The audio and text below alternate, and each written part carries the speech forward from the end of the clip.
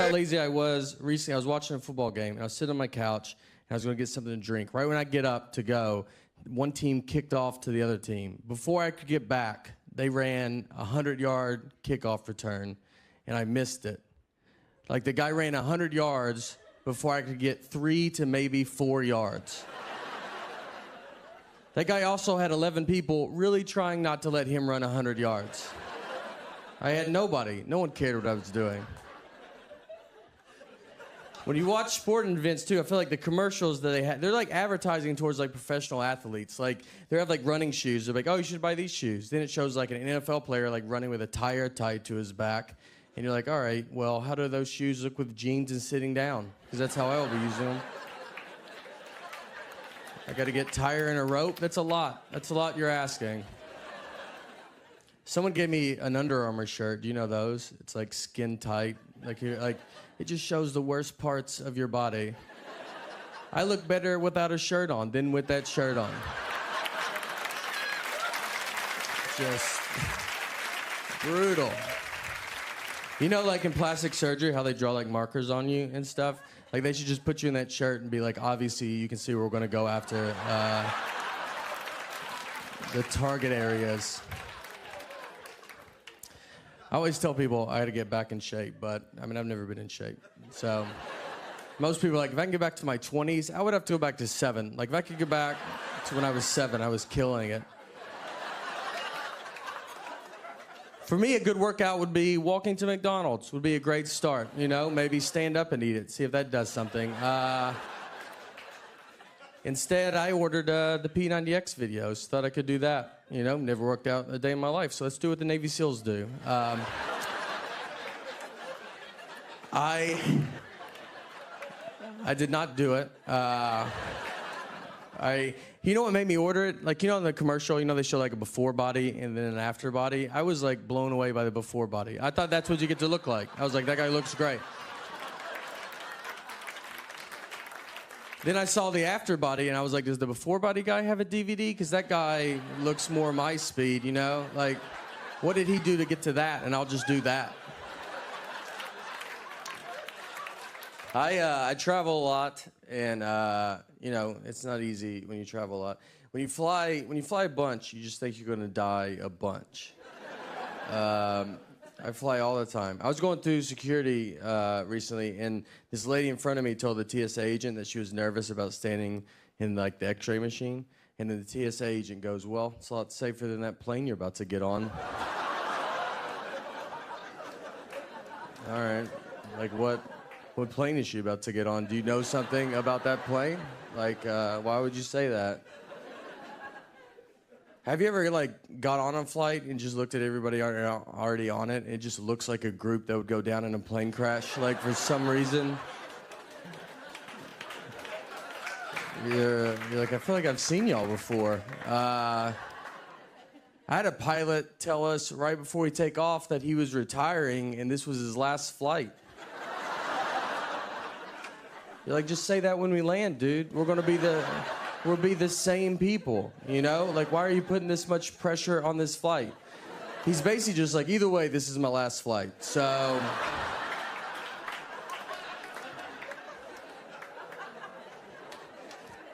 I don't even like to change flights because I'm afraid I would change into one that goes down. And that would be so frustrating. Just everybody's crying, and you're like, I think you guys are upset. I paid $200 extra to get on this flight. Like, you guys are lucky.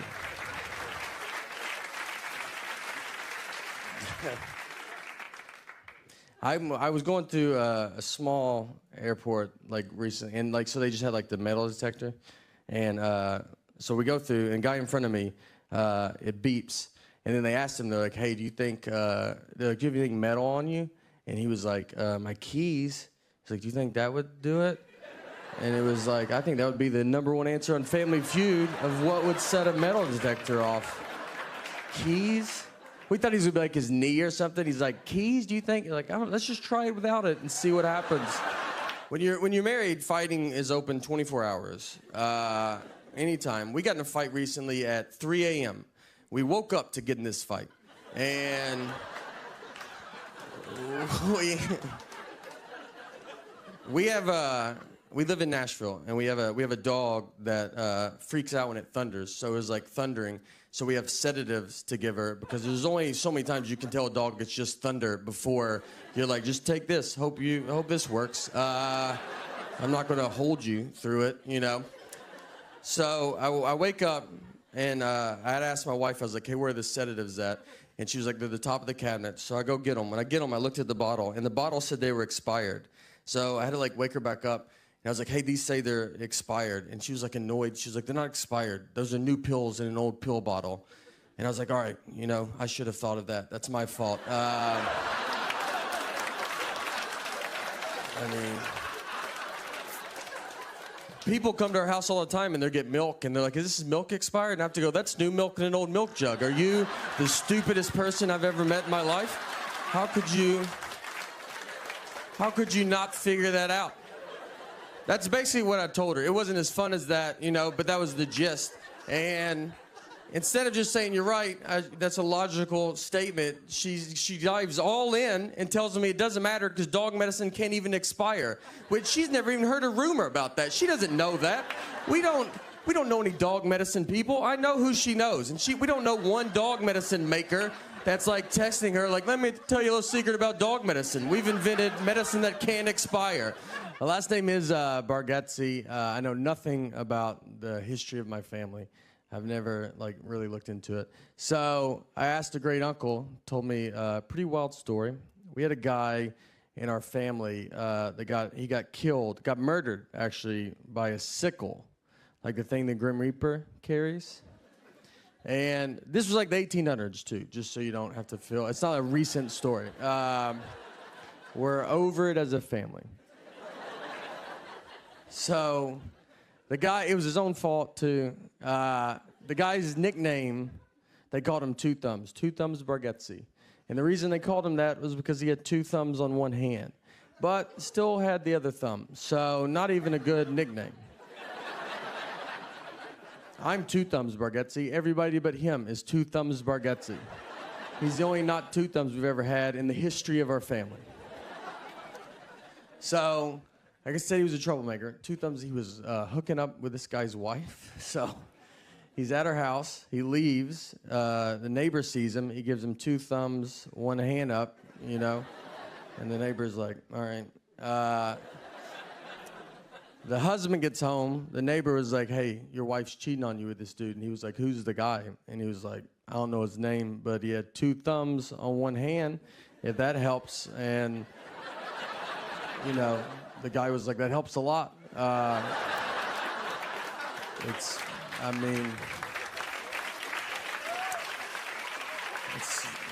didn't know you were going to be that specific. So I know exactly who it is. So Two Thumbs was at home. This is all what I was told. He was at home. He was gardening. He was extra good at gardening. And he's sitting there. He's gardening. And the sickle's there. And then he kills him. He kills him with it. And that's it. That's basically it. But here's the lesson. All right, guys? The lesson is if you're doing something shady, that's not the time to stand out. You know? Like, you don't want to be different then. Put your dumb hand in your pocket. If I had three legs and was going to rob a bank, I'm going to be the getaway driver. I'm not going to gallop in the bank with all three legs. I was with a buddy, and we rented a car. He's driving. On the way out there, I see a dead horse. Just laid out in someone's yard.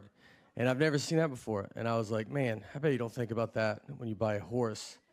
Like it dying, like you don't fast forward that far. You know, that's a huge thing, dying in your yard. That's the weight of a horse. You know, you can't just scoot it off into the woods with your foot and be like, let's try to get another one before the kids come home. You have to tell your wife to keep the kids away for a month. You got to Google how to move a dead horse.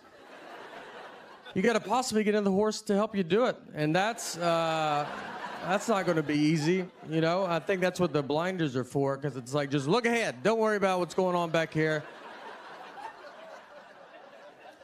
Or you got to get your friends to help you do it, and you can't spill the beans too quick on that. You know, you think it's hard to get them to help you move a couch, try a dead horse.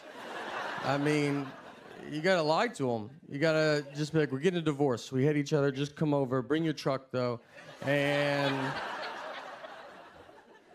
when they pull in there, let me tell you, they're gonna see it. All right, everybody saw it. It was next to the road. So they're gonna pull into that driveway and be like, man, I don't think they're getting a divorce at all.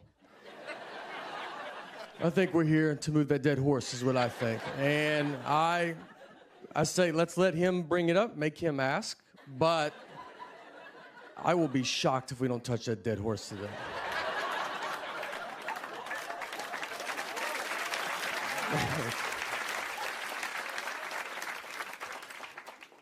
And look, if you ever have to move a dead horse, I've clearly thought about it. And you want to be the first one to the horse. You don't want someone else to tell you where to grab a dead horse. So you just run out there like you love it, like it's the third one you've done that day.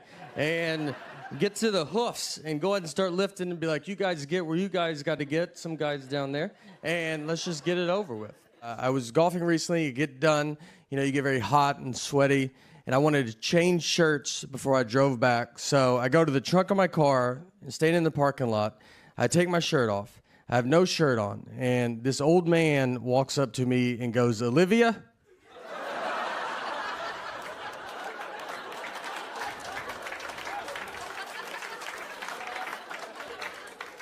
He was looking for his elderly wife and saw me with no shirt on at a car that he does not recognize.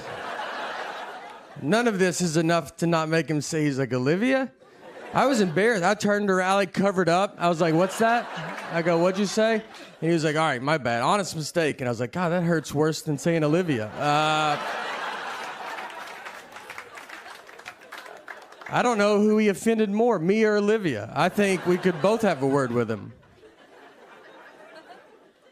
I'd love to meet her, though. I'll tell you that.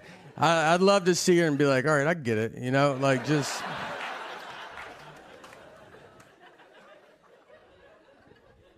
I'm married as well, and my wife always tells me that I don't like the way she talks. And it's not her voice. I like the sound of her voice. That'd be a big problem, I think, if it was like, it's your voice. I just hate it. To go to couples therapy and be like, can you hear it right? Like, it's not, it's not fun. It's the information that she chooses to tell me at times.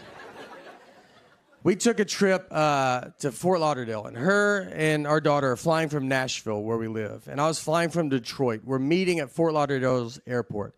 I have to find them when they land.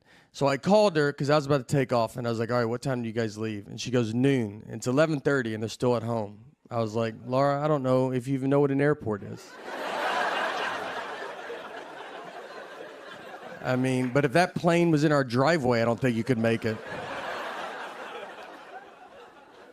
She said, that's what time we leave for the airport. Our flight's not till 1:30. And I was like, all right, okay. So what do you think I wanted to know when I asked that?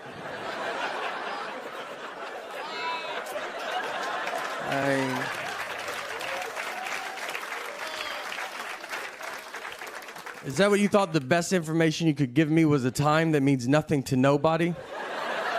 What time did you go to bed last night? Just tell me that, and I'll just look up all the planes that land in Florida, and I'll guess which one I think you're on.